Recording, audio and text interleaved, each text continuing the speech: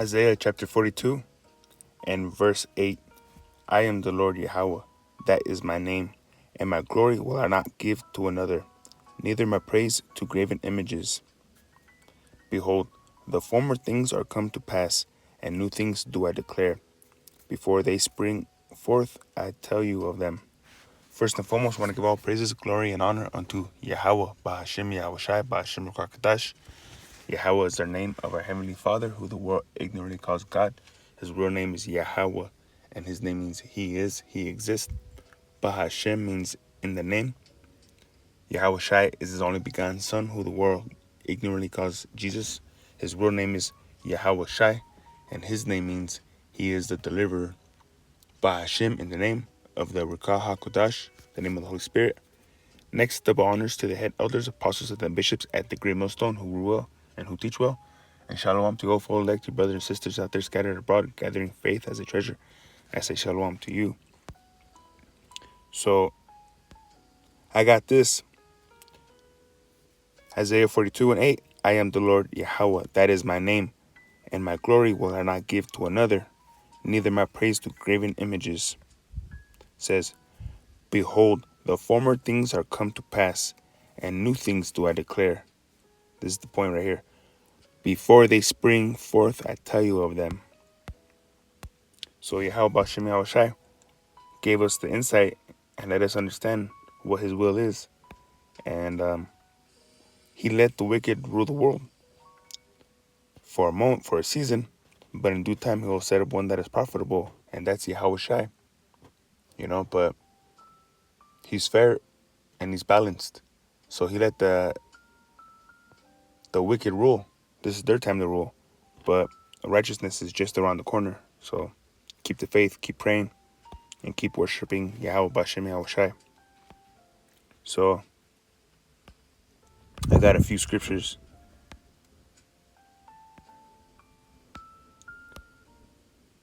It says, 2 Thessalonians chapter 2 and verse 3. Let no man deceive you by any means, for that day shall not come, except there come in a falling away first. Forgot who we were. Now we're awoke. Spirit of life is back in us, which is this knowledge, understanding of Yahweh Bashem Yahweh Shai. The breath is put back in us. It says, and that man of sin be revealed, the son of perdition. And that man of sin is being revealed right now. And it shows you right here. It says what he would. Salakia, forgive me. It says what he would be doing. Who opposeth and exalteth himself above all that is called the Most High, or that is worshipped. So he as the Most High sitteth in the temple of the Most High, showing himself that he is the Most High. And there's different ways that he's trying to show and exalt himself above all.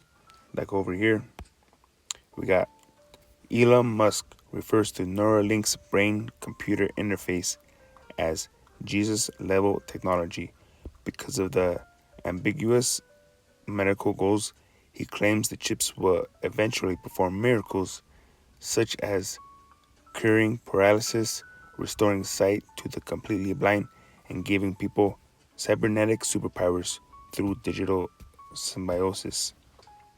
See, so this guy's exalting himself above the Most High. And then you know who he painted his son out to be, like an Edomite. Trying to show himself that he is. Showing himself that he is the Most High. But, like it says, let's see if we can get it.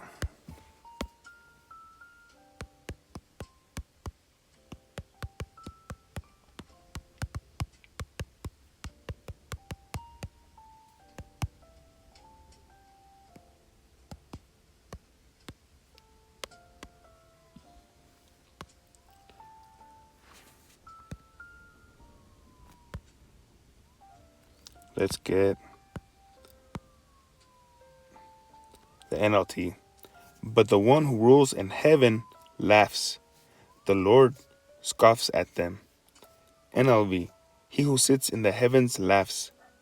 And what does he laugh at? He laughs at the plans of this wicked elite. Starting with the banking family. you know, the small hats and all them. It says NLV, he who sits in the heavens laughs. The Lord makes fun of them. Because it's not about what they want, it's about his will. So they're making all these plans. But Yahweh Shem Yahushai, like it says in Job, he's going to rain down on them in their sufficiency.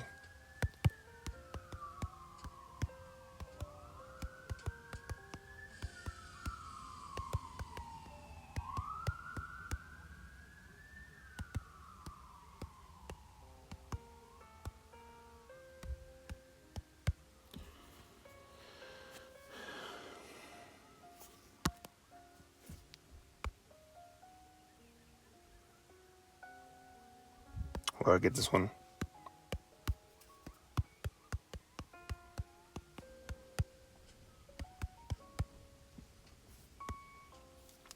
It says Job 20 and 23. When he is about to fill his belly, fulfill his new world order, God, the Most High, Yahweh, shall cast the fury of his wrath upon him, and shall rain it upon him while he is eating. Let's get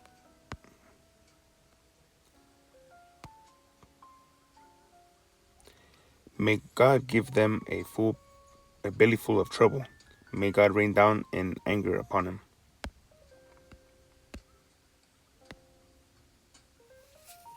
When he fills his stomach, God will send his great anger on him. He will send it on him while he is eating. So in the middle of his new world order, Yahweh Shemel Shai is going to says send his great anger on him.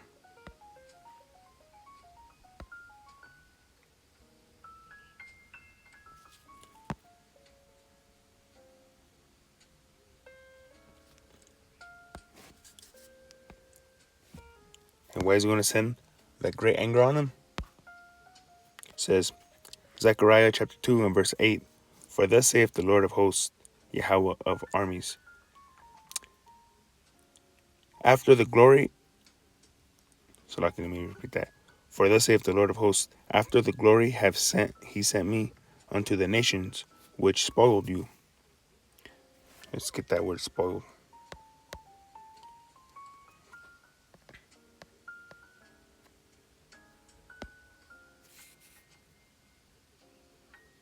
It says, of a person, especially a child, harmed in character by treating ruin. See, so unto the nations which harmed you, for he that toucheth you toucheth the apple of his eye, the Lord's eye. And we'll get that right here. The apple of that eye is a classic idiom for something or someone cherished above all others, because Israel is a chosen nation, you know. Yahweh Shem Yahushai picked us out of all nations, and he told us we're the apple of his eye. So if anybody tries to mess with us, they're attacking the Most High, you know.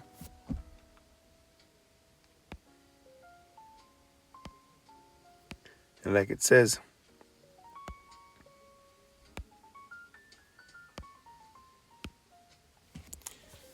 because we have enemies, contrary to popular belief, you know.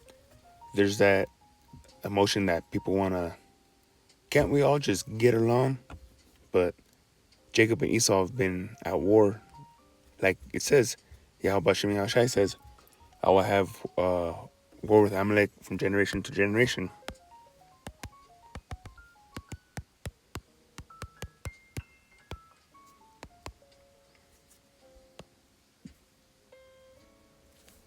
And who does Amalek come from? Let's see. It's the grandson of Esau.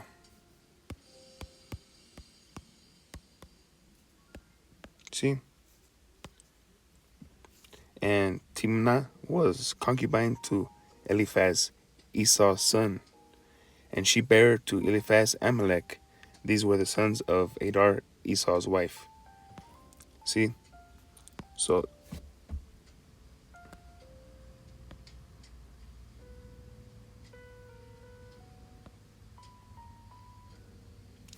So like it says right here, Exodus 17 and 16.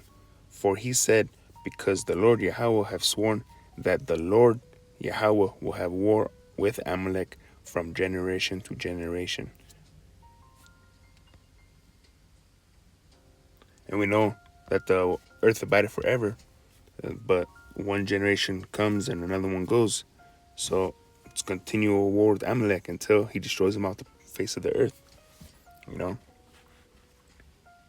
But yeah, we're at war with Amalek, and we know that our warfare is not carnal, but it's spiritual warfare. So, and they know it too, but they do both. They do psyops, psychological warfare, and we'll get some of that right here.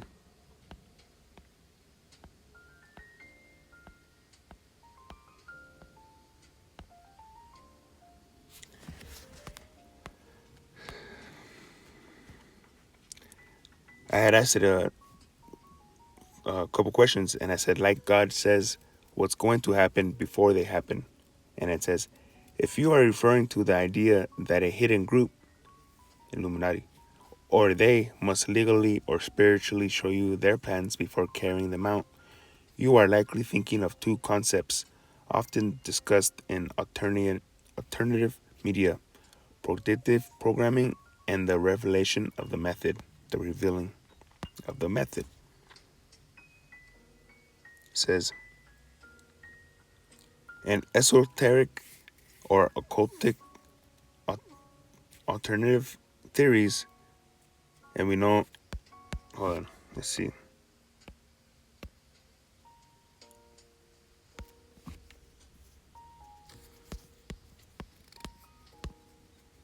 I had asked some other questions over here. Bear with me.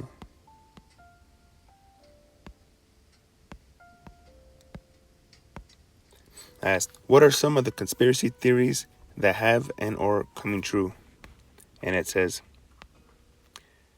Project MK Ultra, government mind control. The theory: the U.S. government was secretly testing mind control techniques and powerful drugs on its own citizens.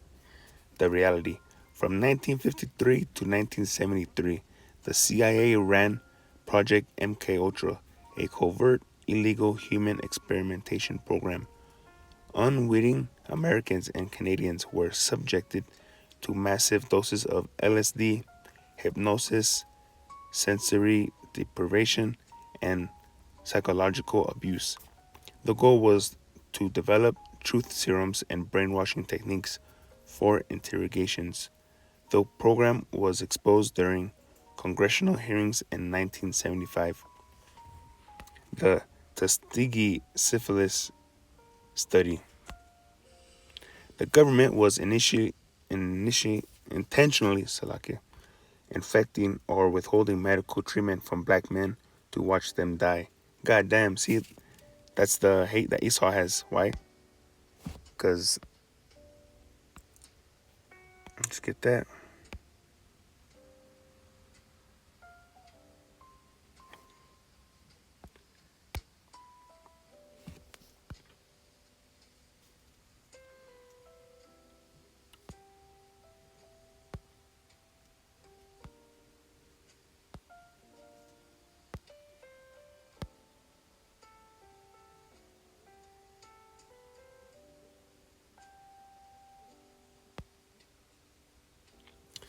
And we'll get more of this chapter, but right here, let's get, it's Genesis chapter 27, and we'll get,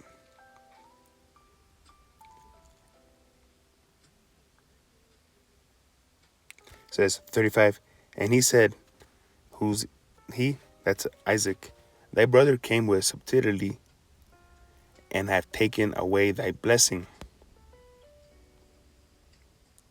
Verse 38, and Esau said unto his father, hast thou but one blessing, my father? Bless me, even me also, O my father. And Esau lifted up his voice and wept. Verse 40, and by that sword shall I live. And that's why he goes around conquering and killing all all people. It says, and thou shalt serve thy brother, and it shall come to pass that when thou shalt have the dominion, thou shalt break his yoke from off thy neck. And then, but this is the point right here. Salakia. And Esau hated Jacob because of the blessing wherein his father blessed him. And Esau said in his heart, the days of mourning for my father are at hand. Then will I slay my brother. And he's been slaying Jacob, brother Jacob. Then will I slay my brother Jacob. See, that's why he does all this murdering.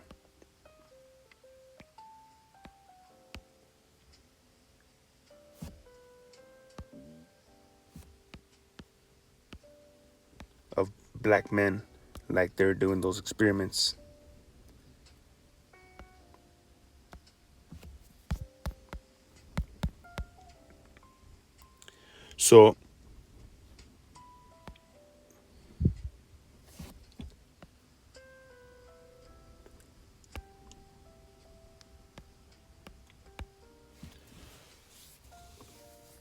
So they want to call it conspiracy theories to make you look. Sorry. Um, they want to call you conspiracy theories so that you're crazy theorist. You know, that's not true. But we got the evidence right here that they've been doing MK Ultra. They're doing all kinds of experiments on our people. So it's not a theory no more. Like the brother says, it's a conspiracy fact. So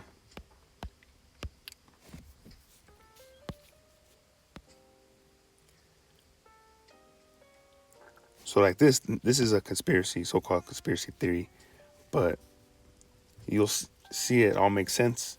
It says, there is a belief in a spiritual rule called the revelation of the method. Adherents to this theory believe that hidden elites place clues about their plans in movies, music, and news before they happen. The theory claims this is done to clear spiritual karma. The belief that by showing the plan beforehand, the public gives implied or subconscious consent, absolving the planners of spiritual consequences. It says, test the waters, observing the public's reaction to a fictionalized version of a event to gauge resistance. So they're testing the waters. The physiological perspective, predictive programming. Outside of spiritual context, the term predictive programming was popularized by theorist Alan Watt. Rather than a spiritual law, he described it as a tool for physiological conditioning, normalizing the future. The idea that media acts as a mind control or conditioning tool to make the population accept planned societal changes as a natural progression. See, so they're just putting pieces here and there in your face so that when they roll out with this plan, you're going to be like, oh, like familiar with it, you know. You're not going to be all in an uprising, uproar, no riots. You know, they want a docile society. They want you cool, relaxed. We'll take care of you. We'll help you. Come to us. You know, there's that joke. I forget exactly how it goes, but it goes something like this. Like, I'm here to help you. I'm from the government. And that's like the worst thing you could ever hear. I was watching, sorry to go off track, but like, I don't know if you guys seen that movie or that show, Hell on Wheels. There was a white guy trying to tell this native that he needs to get off the land and go to a reservation. And I forgot the guy's name, but he's a good actor. An Indian guy. And he says, did you buy it? Did you trade for it? You know, why should we give you this land? And he said, the white guy goes, if you guys move to the reservation, the government will take care of you, food and all that kind of stuff. But you see how that ended up. So never trust your government.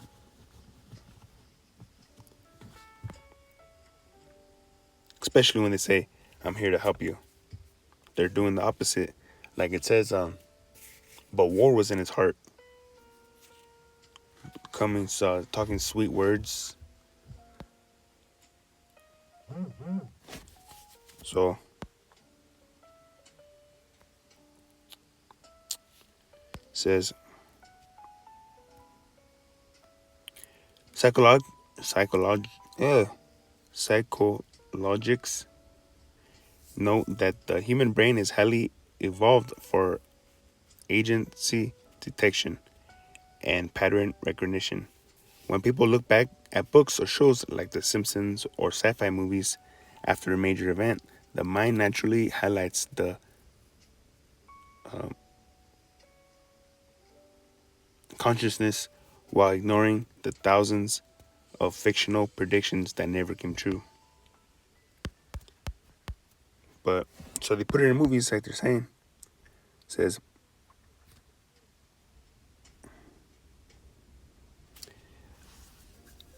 adherents of this theory believe that hidden elites place clues about their plans in movies, music, and news before they happen.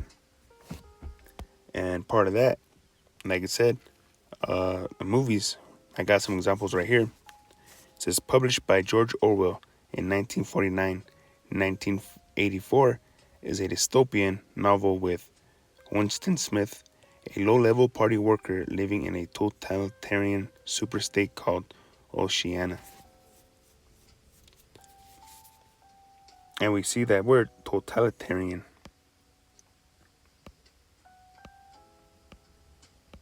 And Orwell, this lesson is edifying.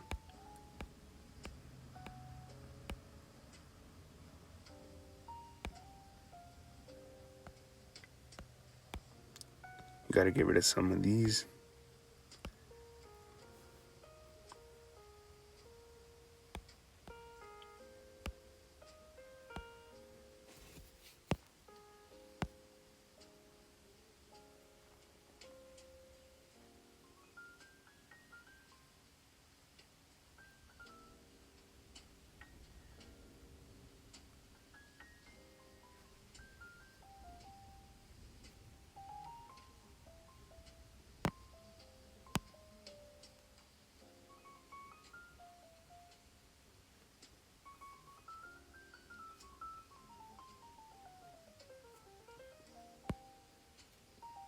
And like it was saying that they did all kinds of experiments on your mind. So they're just exercising it.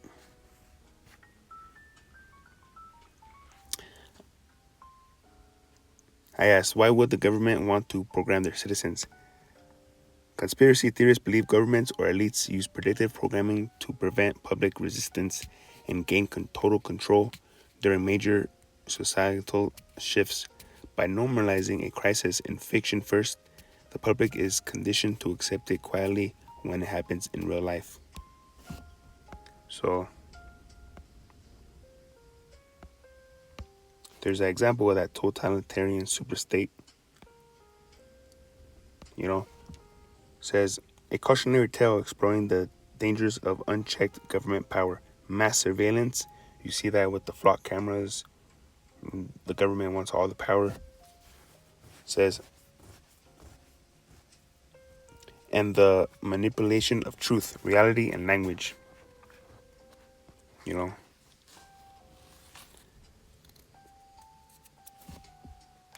like Trump's is over here trying to rewrite history, trying not to have that shame on their glory.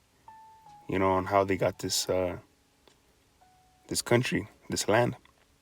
You know, you can't speak bad about truth, that what they did to the natives that were already here, and how they mistreated. And like the elder Manatha Zakpa from South Carolina, he was saying about how Esau is a dirty scoundrel.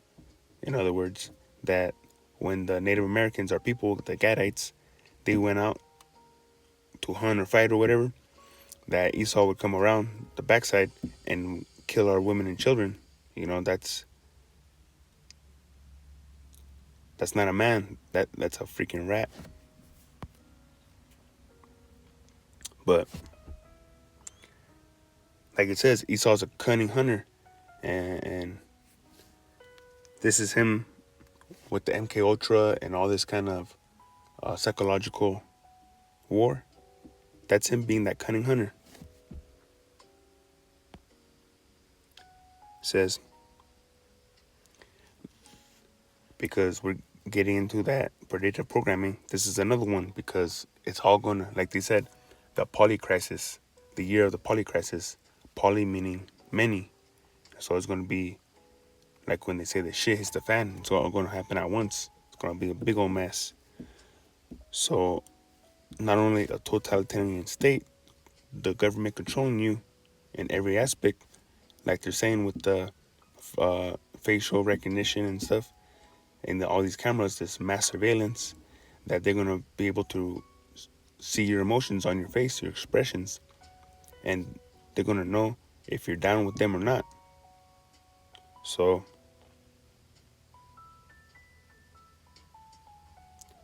this is another crisis in that poly crisis. It says a team of war journalists driving from New York City to besieged Washington D.C. Their goal is to interview the autocratic president before rebel factions led by the Western forces.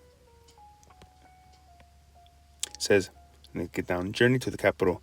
The United States has fractured into a second civil war with shifting alliances. See? So the point of this is that the country is going to be divided. And like it says, Egyptian against Egyptian. And that's part of Yahweh Bashem Yahweh Shai, letting us know what's going to happen before it happens so that we could be spiritually prepared, you know? And that should boost your faith when you read these things and then you see them popping off the pages. It should boost your faith and believe that Yahweh Bashem Yahweh Shai is, and he's not a man that he should lie. So when he tells us something, it's going to happen no matter what. Esau's going to try to throw a wrench in the program, but like it said, the one that sitteth in the heaven shall laugh and make fun of him. Another movie with the polycrisis, because you hear about the data centers and rolling blackouts, and like they got that dam, Hoover Dam, and that pushes out electric, you know. So with the data center draining the water, no water for the dam, no power, and you can see how it's going to be a polycrisis. So this is that revelation of the method right here, the blackout. The film is about an event that suddenly plunges the entire world into darkness, rapidly destroying life on Earth, except for a small area in Eastern Europe. But the point right here is the entire world in darkness. And then another word, suddenly, because Yahweh Bashem Yahweh Shai is going to show up like a thief in the night, you know? But, Salakia, I was thinking something else, but that's not the scripture. What was I thinking? Salakia.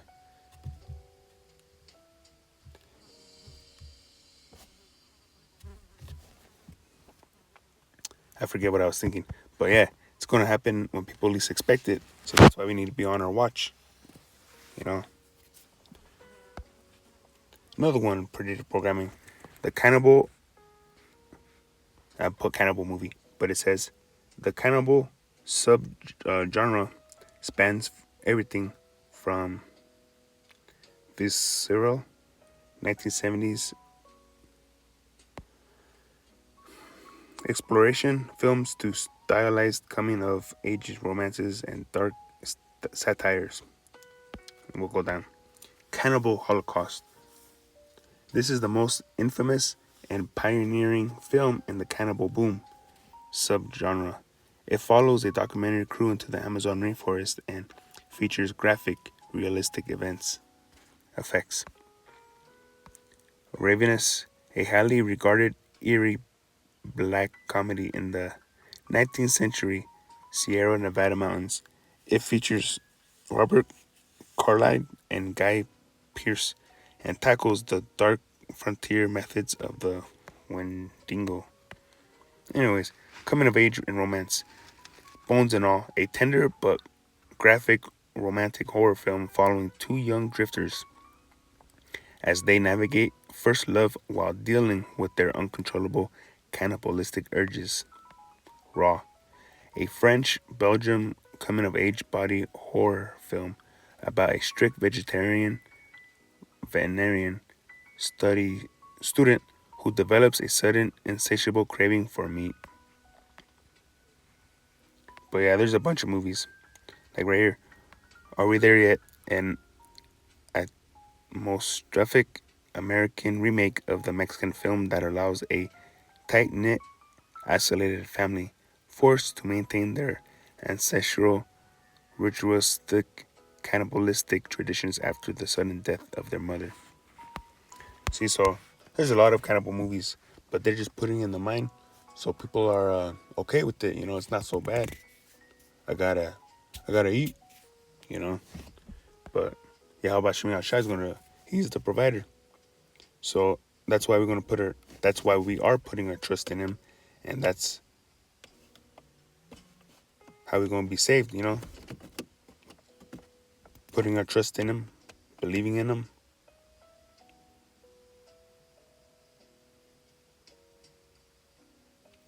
Says what was I thinking?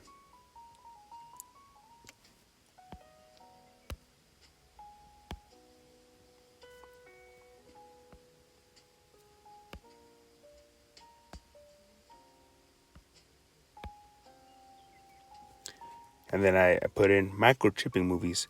Movies about human microchipping usually center around themes of surveillance, body autonomy, and artificial intelligence. And you see that all around. All this talk about AI and the data centers, you know, that's the artificial intelligence coming with that surveillance and body autonomy. You know, they're going to come out. You see.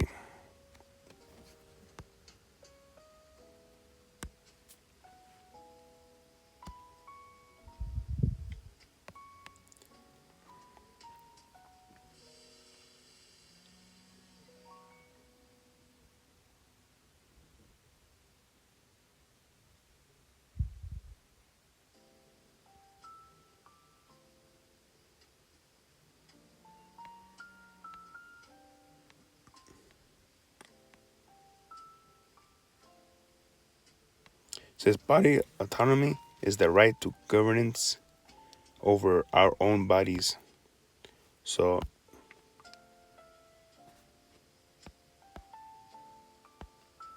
over here, they want to take that away. They don't want us to own ourselves. They want to put a device in us so that they can control us. It says these sci-fi and thriller films explore dystopian concepts like implanted memory chips and mind control and tracking devices. See the final cut, upgrade, implanted. Set in a world where memory recording microchips capture a person's entire life, Robin Williams plays a cutter who is tasked with editing these memories into a tribute film after the person dies. Upgrade. After a paralyzing mugging, a technoprobe has an experimental AI microchip called STEM implanted in his spine, allowing him to regain mobility and exact revenge. Implanted. A struggling young woman gets an experimental AI chip implanted in her brain, but must fight for survival when the chip takes control of her body. Uh oh. See? That's what they want. They want to take control of your body.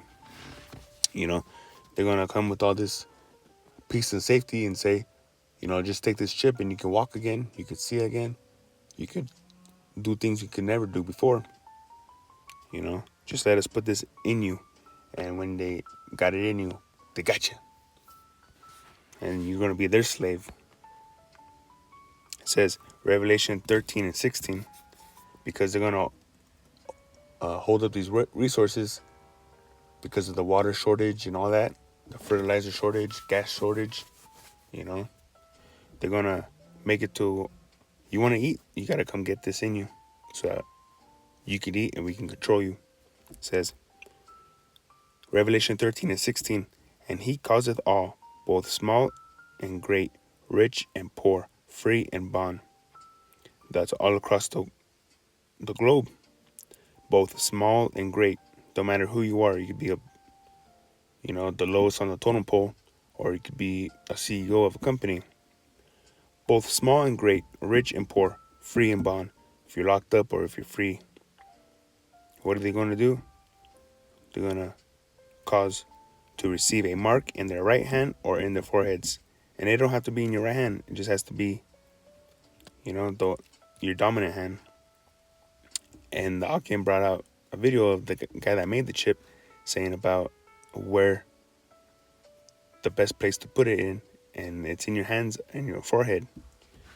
It says, and that no man might buy or sell save that he that had that mark, or the name of the beast, or the number of his name. Here is wisdom. Let him that have understanding count the number of the beast, for it is a number of a man, and his number is 666.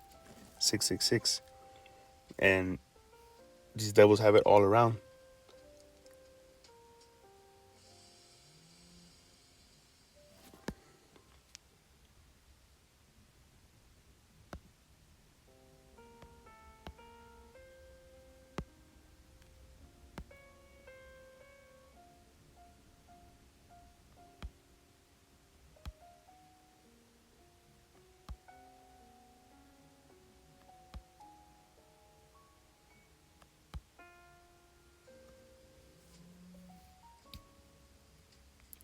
But they're going to come down with great wrath because they know they have but a short time.